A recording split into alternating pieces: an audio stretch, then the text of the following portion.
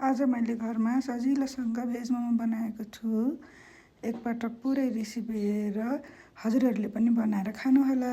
मोमोको लागि चाहिने सामग्रीमा मैले प्याज लिएको छु, सोयाबिन लिएको छु, बन्दागोपी, पनिर र धनियाँ लिएको छु। भेजिटेबलहरू आफ्नो इच्छा र आवश्यकता अनुसार राख्न सकिन्छ।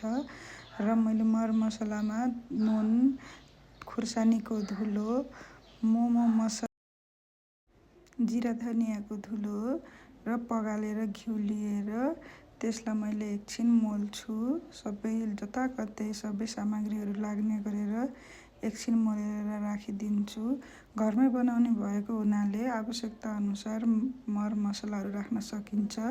अजिनामोटो चाहिँ मैले राखिनँ, हामी घरमै खाने भएको हुनाले सबै मोलेर राखेर पिठो मुछेर पिठोलाई पनि छोपेर राखिदिएँ। सबै रेडी भइसकेपछि अब मोमो बनाउन सुरु गरौँ।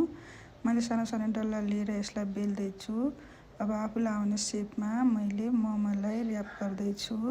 अब आफूलाई जस्तो आउँछ त्यस्तै अनुसारले र्याप गर्नुपर्छ। म चाहिँ लाम्चो गोलो गोलो दुईटै गरेर एक भाँडाभरि बनाएँ। अब मैले दुईटै भाँडा भरिसकेपछि मैले मोमोलाई स्टिम गर्नको लागि छोडिदिएँ। 10 देखि 15 मिनटमा हाम्रो मोमो पाकेर रेडी भयो।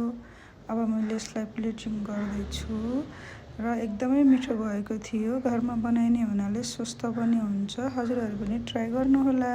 धन्यवाद।